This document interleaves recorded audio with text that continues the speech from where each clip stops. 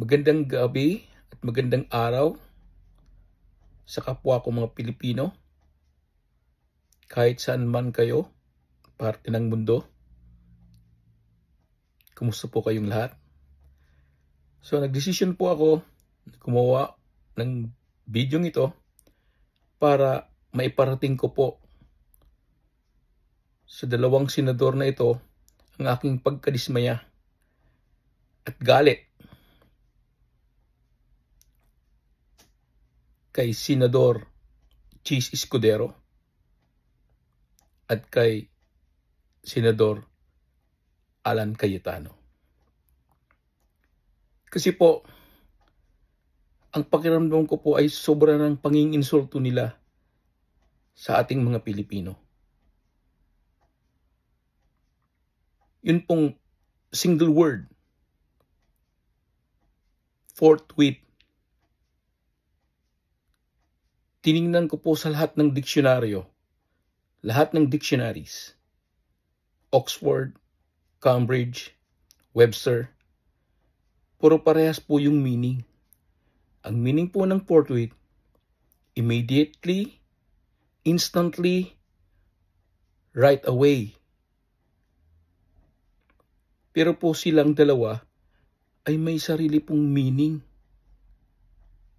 So ibig sabihin, para po tayong tinuturing nilang bobo.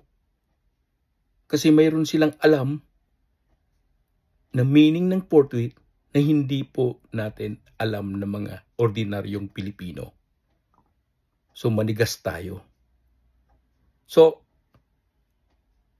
kahit po sa thesaurus, synonyms and antonyms, ngayon po nakikita ko, antonyms ang ginagawa nila ngayon ng forthwith. Kasi ang antonyms ng forthwith or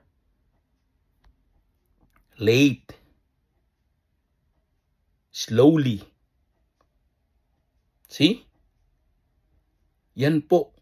Yan pong dalawang yan, antonyms po yan ng forthwith. Na yan po ang ginagawa nila.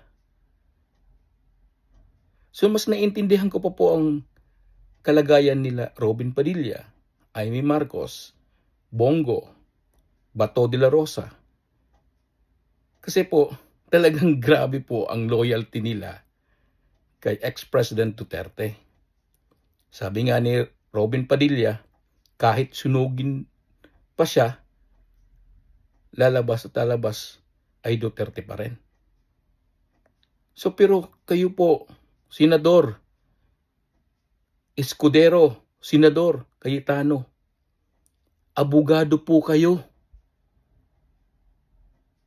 So we're all expecting the two of you will uphold and defend the Constitution.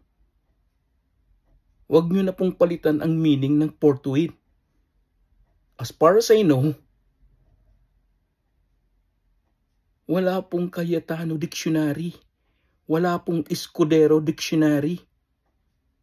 So dapat sundin natin kung ano talaga ang meaning ng forthwith sa mga tama o tunay na dictionaries.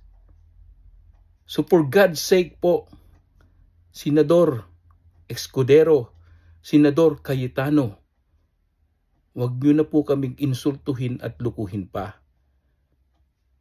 Abogado kayo. For God's sake, the two of you are lawyers. So uphold and defend the Constitution. Please lang po.